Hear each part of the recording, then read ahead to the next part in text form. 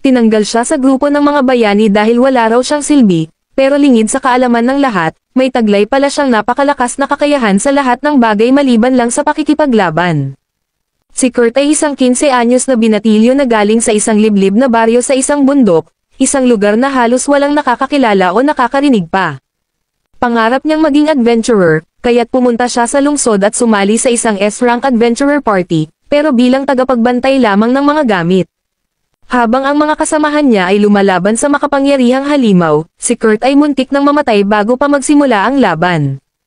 Gayunpaman, ipinagmamalaki pa rin niya na bahagi siya ng grupong tinuturing na mga bayani ng buong kaharian, hanggang sa isang araw, bigla na lang siyang pinaalis ng mga ito. Dahil rito ay nagulat si Kurt at agad niyang tinanong kung ano ang kanyang nagawa, ngunit sinabi ng leader ng grupo na wala naman siyang ginawa, at yun nga ang naging problema. Sa kanilang mundo, 4 lang dapat ang miyembro ng bawat grupo, kaya't kinailangan siyang alisin para mapalitan ng isang makapangyarihang mage na mas makakatulong pa sa laban.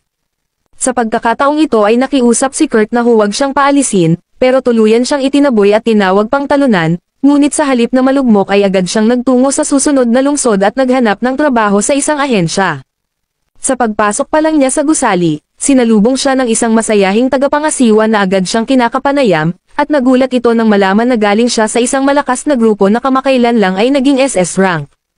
Nalungkot si Kurt habang ikinukwento niya ang lahat ng nangyari, pero hinimok siya ng tagapangasiwa at sinabing malaki pa rin ang naging bahagi nito sa kanyang karanasan.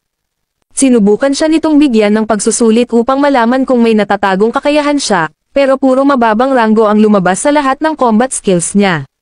Dahil doon ay lalo siyang nawalan ng pag-asa, pero sinabi ng tagapangasiwa na may isa pang tagapagsuri para sa mga walang combat skills na babalik sa susunod na linggo. Ngunit sa mga sandaling ito ay tahimik na sinabi ni Kurt na wala na talaga siyang pera, kaya't pinayagan siya ng tagapangasiwa na subukan ang isa pang bagay.